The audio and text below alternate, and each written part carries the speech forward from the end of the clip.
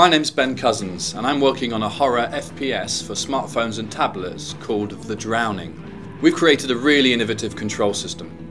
For the first time you can play an FPS on a touchscreen using just 2 fingers on one hand.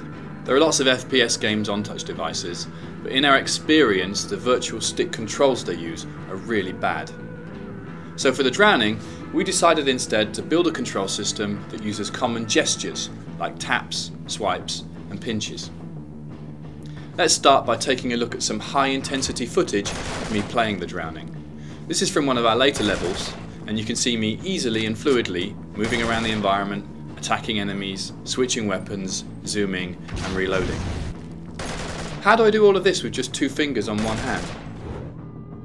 Shooting is really simple. To fire your gun, you simply tap the screen with 2 fingers and the bullet is fired to the center point of those 2 fingers. This means you can track moving targets or multiple enemies without moving the camera. It also means you need to be skilled to shoot distant enemies or to achieve things like headshots. Getting a small target exactly in the center point of those fingers needs pretty good coordination. The Drowning is all about skill. Looking is also very simple. You just swipe the screen with 1 finger. You can swipe anywhere, but most people use the bottom portion of the screen. Movement in The Drowning uses a system that's influenced by PC RPGs, RTSs and MMOs. You just tap the point in the environment that you want to walk to. Just like those PC games, if there's an object between you and the destination, we pathfind you around the object. And by using frequent movement taps, you're able to get very fine control over your character's movement.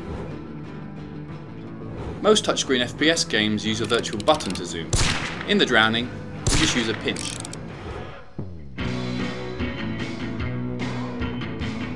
So let's get back to some intense combat footage to see everything combined, this time showing what my hands are doing. You can see how fast, skillful and intuitive The Drowning's innovative control system is.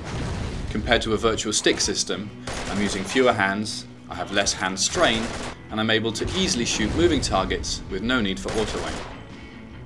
Like all great control systems, it's easy to learn, but mastery of it is both challenging and rewarding. So that's the basics. There's much more to the control system that we're not showing today. So why don't you check out The Drowning, a free-to-play shooter coming soon on iPad and iPhone.